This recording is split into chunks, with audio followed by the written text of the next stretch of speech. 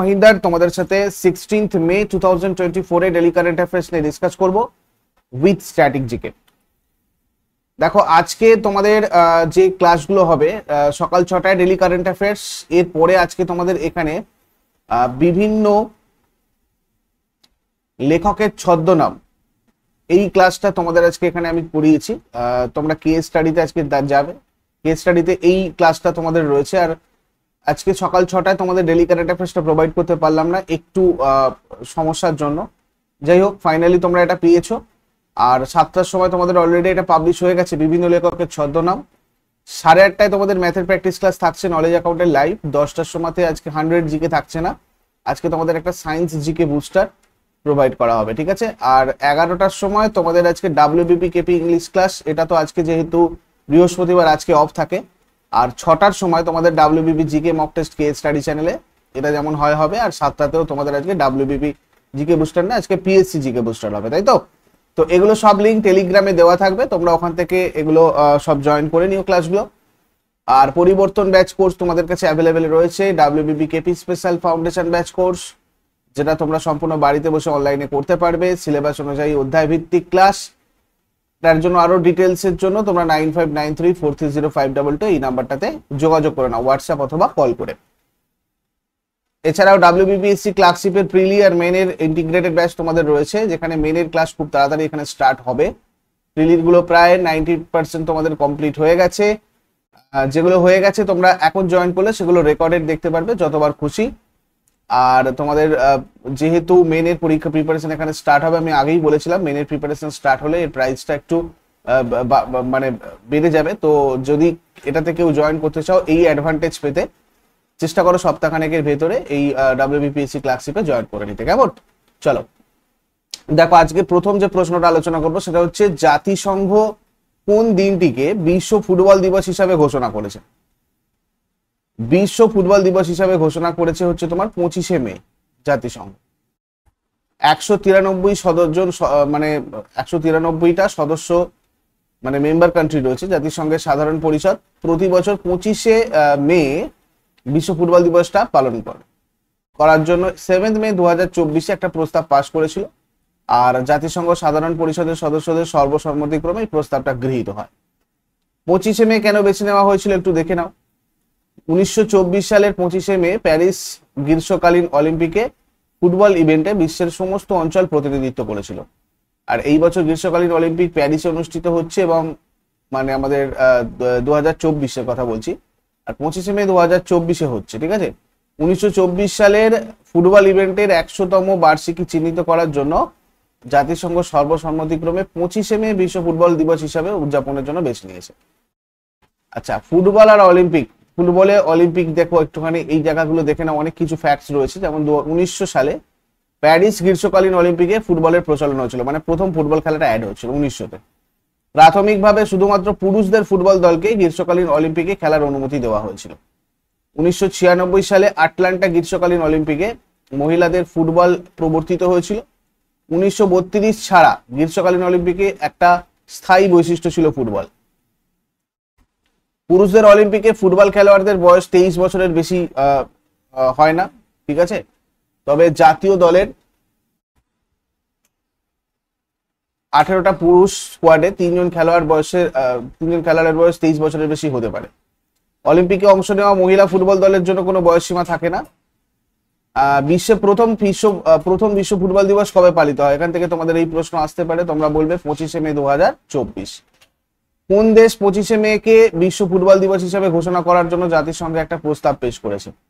Libya. গ্রীষ্মকালীন অলিম্পিকে পুরুষদের ফুটবল কবে চালু হয়? 1900 সালে প্যারিস অলিম্পিক। 1996-এ আটলান্টা অলিম্পিকে মহিলা ফুটবল প্রবর্তিত হয়েছিল। কোন দেশকে আধুনিক ফুটবল বা স্কোরারের জন্মস্থান বলে মনে করা হয়? ইংল্যান্ড। নেক্সট, মহিলাদের বিরুদ্ধে হিংসার মোকাবিলা করতে প্রথম আইন গ্রহণ করেছে কোন সংস্থা? European union. ইউরোপীয় ইউনিয়ন নারীর বিরুদ্ধে সহিংসতা প্রতিরোধ প্রথম আইন গ্রহণ করেছে। Sweeping law aims to protect women in the 27 nation EU from gender-based violence, forced marriages, female genital mutilation and online harassment. United Nations Forum on forests এর 19তম অধিবেশন অনুষ্ঠিত হয়েছে কোথায়? এটা নিউ ইয়র্কে অনুষ্ঠিত হয়েছে।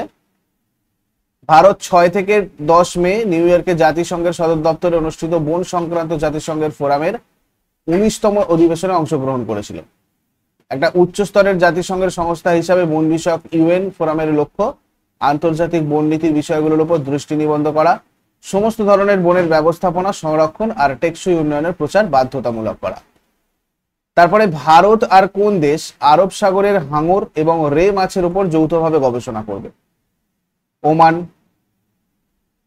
India and Oman have joined forces to study and conserve sharks and rays in the Arabian Sea, aiming to enhance understanding and promote conservation efforts in the region.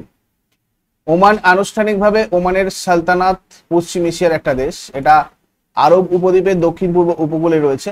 Saudi আরব, সংযুক্ত আরব এমিরেটস এবং ইয়েমেনের সাথে স্থলসীমানা ভাগ করে, যখন ইরান আর পাকিস্তানের সাথে সামুদ্রিক সীমানা ভাগ করে। রাজধানী আর বৃহত্তম শহর হচ্ছে মাসকাট। সুলতান হাইথাম বিন তারিক রয়েছেন ক্রাউন প্রিন্স থায়াজিন বিন হাইথাম। টাটা ইলেকট্রনিক্স এর নতুন চেয়ারম্যান কে হয়ে? টাটা ইলেকট্রনিক্স এর নতুন চেয়ারম্যান হয়েছেন এন চন্দ্রশেখরন। টাটা গ্রুপ 1868 সালে প্রতিষ্ঠিত হয়েছিল। প্রতিষ্ঠাতা জামশেদজি টাটা। সদর দপ্তর বোম্বে হাউস, মুম্বাই, মহারাষ্ট্রের। রাত ভারতের চেয়ারম্যান আর ব্যবস্থাপনা পরিচালক নটরাজন চন্দ্রশেখরন। তারপরে 22nd Asian team squash championship অনুষ্ঠিত হবে কোন দেশে? তবে চায়নাতে। 22তম এশিয়ান টিম স্কোয়াশ চ্যাম্পিয়নশিপ 12 থেকে 16 জুন 2024 পর্যন্ত চীনের দালিয়ানে অনুষ্ঠিত হবে। এশিয়ান টিম স্কোয়াশ চ্যাম্পিয়নশিপ এর আয়োজক দেশের স্কোয়াশ ফেডারেশনের সহযোগিতা এশিয়ান স্কোয়াশ ফেডারেশন দ্বারা আয়োজিত হয়। এটা ভালো করে দেখবে। আর এশিয়ান টিম স্কোয়াশ চ্যাম্পিয়নশিপ প্রতি 2 বছর অন্তর আয়োজন করা হয়। প্রথম পুরুষদের এশিয়ান টিম স্কোয়াশ চ্যাম্পিয়নশিপ 1981 সালে পাকিস্তানের করাচিতে অনুষ্ঠিত হয়েছিল এবং সেখানে পাকিস্তানি জিতেছিল। আর প্রথম মহিলা এশিয়ান টিম স্কোয়াশ চ্যাম্পিয়নশিপ 1986 সালে মালয়েশিয়ার কুয়ালালামপুরে পুরুষদের দলের চ্যাম্পিয়নশিপের সাথে অনুষ্ঠিত হয়েছিল। হংকং প্রথম মহিলা এশিয়ান টিম চ্যাম্পিয়নশিপ জিতেছে। এশিয়ান টিম স্কোয়াশ চ্যাম্পিয়নশিপের সবচেয়ে সফল দল পুরুষ বিভাগে পাকিস্তান 15 বার জিতেছে, তারপর মালয়েশিয়া 3 বার আর ভারত 1 বার জিতেছে। মহিলাদের বিভাগে সব থেকে সফল দল হচ্ছে মালয়েশিয়া, 10 বার জিতেছে। ভারতীয় মহিলা দল 2012 সালে মাত্র 1 বার শিরোপা জিতেছে। Squash rackets federation of India ভারত সরকার দ্বারা স্বীকৃত একটা বিশ্ব স্কোয়াশ ফেডারেশন আর এশিয়ান স্কোয়াশ ফেডারেশনের সদস্য। এর সদর দপ্তর চেন্নাইয়ে রয়েছে। সভাপতি দেবেন্দ্রনাথ সারঙ্গী। তারপরে কোন দেশে বাতাস থেকে কার্বন ডাই অক্সাইড নিষ্কাশনের জন্য বিশ্বের বৃহত্তম প্ল্যান্ট চালু করা হয়েছে? আইসল্যান্ড।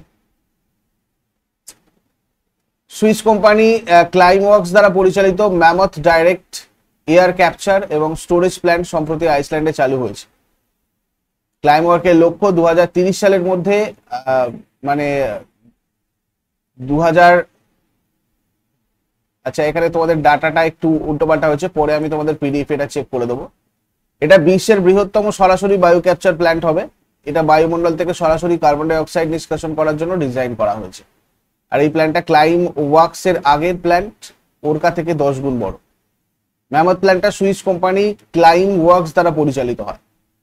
আর এটা আইসল্যান্ডে অবস্থিত এবং সম্পূর্ণরূপে চালু হলে প্রতি বছর 36,000 টন কার্বন ডাই অক্সাইড ক্যাপচারের ক্ষমতা রয়েছে। এই ক্ষমতা বর্তমানে বিশ্বব্যাপী ক্যাপচার করা পরিমাণের প্রায় 4 গুণ। এটা কিভাবে কাজ করে একটু দেখে নাও। সরাসরি বায়ু ক্যাপচার প্রযুক্তি ব্যবহার করে এটা। ম্যামথ একটা দৈত্যাকার ভ্যাকিউম হিসাবে কাজ করে। বাতাসে অঙ্কন করে এবং মানে ক্যালকুলেশন করে, রাসায়নিক প্রক্রিয়া ব্যবহার করে কার্বন বের করে দেয়। নিষ্কাশনের পরে ক্যাপচার দ্বারা কার্বন ভূগর্ভে পরিবহন করে, যেখানে একটা আইসল্যান্ডের কোম্পানি কার্বোফিক্সের সাথে একটা সিকোয়েস্ট্রেশন প্রক্রিয়ার মধ্যে দিয়ে এটা যাবে। আর প্রক্রিয়াটা কার্বনকে পাথরে রূপান্তরিত করবে, কার্যকরভাবে এটা বায়ুমণ্ডল থেকে স্থায়ীভাবে মানে এটাকে লক করে দেবে আর কি। এই হচ্ছে সেই সিস্টেম। কোন রাজ্যের পি স্যাম নিখিল ভারতের 85তম দাবা গ্র্যান্ডমাস্টার হয়েছেন?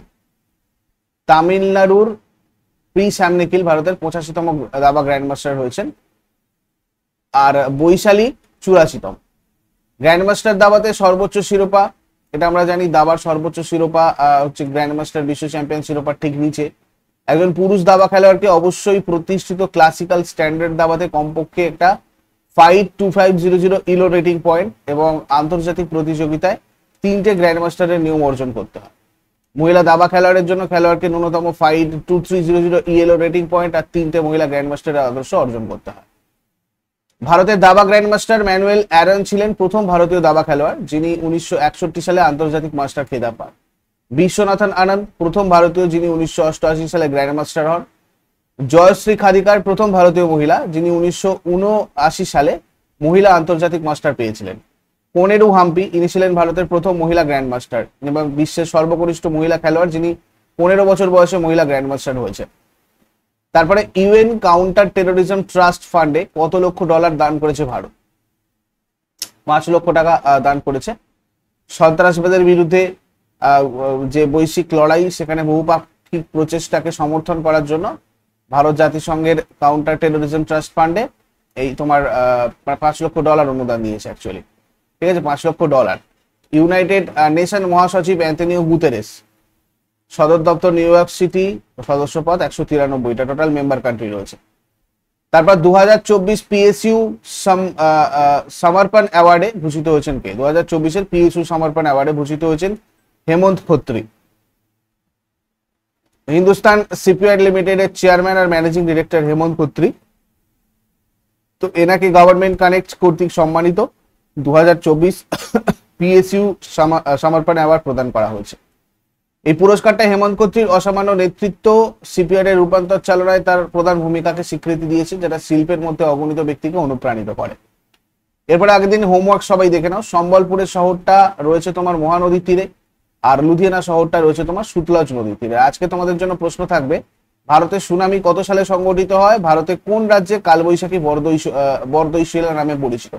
এগুলো তোমরা শেষকালে আজকে কমেন্টে জানাও। চট করে আগের দিনের গুলো আমরা কুইক রিভাইজ করে নেবো। যারা যারা লাইভে রয়েছে অ্যান্সার করার চেষ্টা করো। 15 মে 2024 এর কোয়েশ্চেন্স আমাদের কি কি ছিল দেখো। বিশ্বের প্রথম ব্যক্তিকে যিনি 29 বার মাউন্ট এভারেস্ট আরোহণ করেছেন? কামিরিতা। কোন রাজ্যে প্রথম মহিলা ডিজিপি হিসাবে নিযুক্ত হয়েছেন ইদাশিসা নোংরাম? মেঘালয়। কোন ইংল্যান্ড ক্রিকেটার সম্প্রতি আন্তর্জাতিক ক্রিকেট থেকে অবসরের ঘোষণা করেছেন? James Anderson. সম্প্রতি প্রয়াত সুশীল কুমার মোদী কোন রাজ্যের প্রাক্তন উপমুখ্যমন্ত্রী ছিলেন? বিহার। ভারত আর ইরান কোন বন্দর পরিচালনার জন্য দীর্ঘমেয়াদী চুক্তি স্বাক্ষর করেছে? শহীদ বেহেস্তি পোর্ট ইন চাবাহার। কোন দেশের পার্লামেন্ট জেলবন্দীদের মিলিটারিতে অংশগ্রহণের জন্য অনুমতি প্রদান করতে বিল পাস করেছে? ইউক্রেন। তরল অক্সিজেন কেরোসিন চালিত সেমি ক্রায়োজেনিক ইঞ্জিন তৈরি করেছে কে? ইসরো। কোন কোম্পানি বিনয় ফিরাকে এপিএমইএ স্ট্র্যাটেজিক মার্কেট ইউনিটের সিইও হিসাবে নিয়োগ দিয়েছে? উইপ্রো। জাতীয় প্রযুক্তি দিবস কবে পালিত হয়? 11 মে। সু ফেইহং ভারতের কোন দেশের রাষ্ট্রদূত হিসাবে নিযুক্ত হয়েছেন? চীন। এগুলো ছিল তোমাদের আগের দিনের প্রশ্ন। ইউজফুল বলে মনে হলে অবশ্যই সবাই লাইক আর বন্ধুদের সাথে শেয়ার করো। যারা নতুন রয়েছে প্রতিদিন সকাল 6টার সময় ডেইলি কারেন্ট অ্যাফেয়ার্স এর আপডেটের জন্য নলেজ অ্যাকাউন্টকে অবশ্যই সাবস্ক্রাইব করে বেল আইকন প্রেস করে অলে ক্লিক করে নাও। Thank you so much. Next ক্লাসে আবার সবার সাথে কথা হচ্ছে। Have a great day.